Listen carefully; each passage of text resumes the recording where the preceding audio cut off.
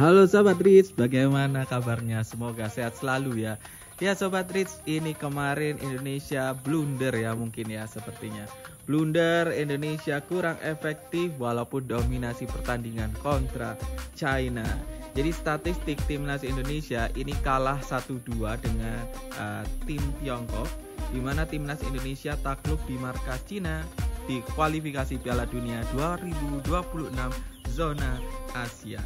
Jadi skuad Garuda ini walaupun mengalami kekalahan 1-2 Sobat Rich, ini ternyata memimpin atau mendominasi jalannya pertandingan ya. Walaupun akhirnya kalah efektif dari tim Dragon. Jadi pertandingan yang berlangsung di Qingdao Youth Football Stadium, Qingdao China ini pada Selasa 15 Oktober 2024 ya Sobat Rich. Indonesia kalah 1-2 dari China.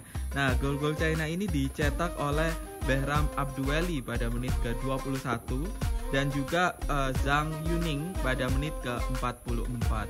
Nah, sementara gol Indonesia sendiri ini akhirnya memperkecil ketertinggalan setelah berkali-kali mencoba untuk meruntuhkan tembok China ya.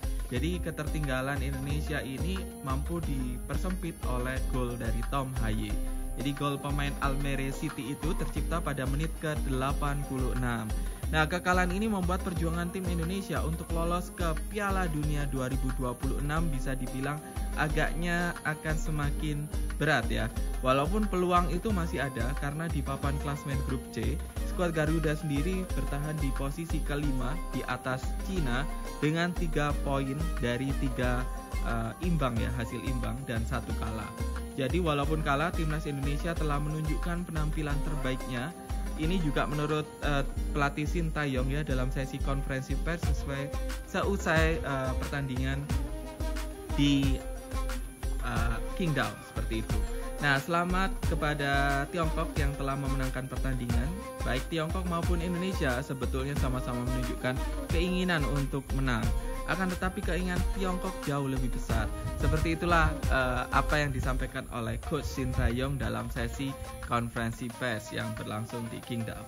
Jadi secara permainan pasukan Sintayong ini Sobat Rich ini ternyata tampil lebih dominan di sepanjang pertandingan dan bahkan memimpin ball positionnya ini 76% Sobat Rich dibanding Cina yang hanya meraih 24% ball position. Nah, tim Dragon ini ternyata lebih bisa atau lebih mampu memanfaatkan peluang dengan baik. Dan kalau kita lihat dari presentasi ball position yang unggul 76% ini, dari jumlah tembakan sendiri Indonesia juga unggul dengan 14 kali tembakan. Sedangkan Cina ini hanya melakukan 6 tembakan ke arah gawang. Jadi bisa dibilang dengan Cina melakukan 6 tembakan ini, dari 5 kali percobaan dan ada 3 yang mengarah ke sasaran, tapi 2 diantaranya ini berbuah gol. Jadi dari segi permainan, timnas Indonesia mencatatkan juga 604 umpan dengan akurasi 83,8%. Nah, angka ini juga lebih baik dibandingkan Cina yang hanya melakukan 193 kali umpan dengan akurasi hanya 50,8%. Jadi soal umpan silang, Indonesia juga unggul dengan 26 kali percobaan umpan silang, sementara Cina hanya melakukan 6 kali dan mendaratkan umpan silang ke jantung pertahanan Indonesia.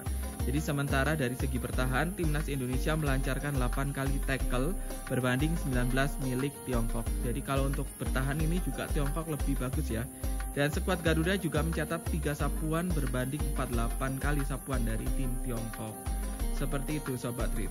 Dengan hasil ini Indonesia masih ada peluang untuk memaksimalkan di 6 pertandingan terakhir, di mana 2 laga tentunya akan cukup berat buat Indonesia karena harus melawan Jepang yang di grup ini tidak pernah terkalahkan. Jadi hasil kemarin Sobat Rich ini Jepang juga berhasil meraih hasil imbang melawan timnas Australia.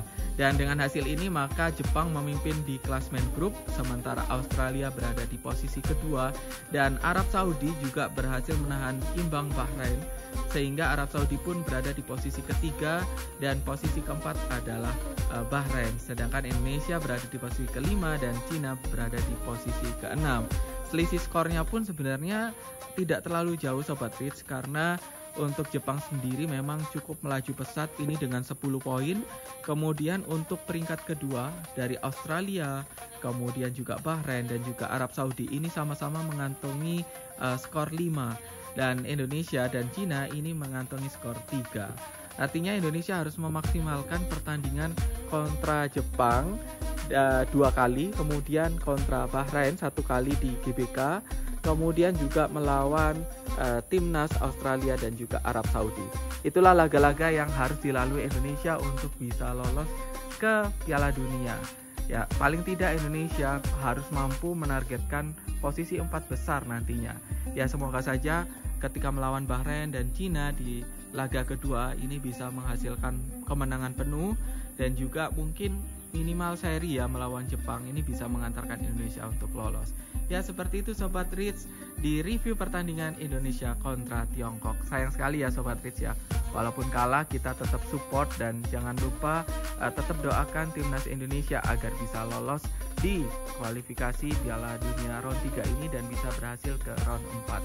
Sampai jumpa di video-video berikutnya dan jangan lupa bagikan video ini ke seluruh Sobat Rich yang ada di seluruh dunia. Sampai jumpa di video-video berikutnya. Salam sehat.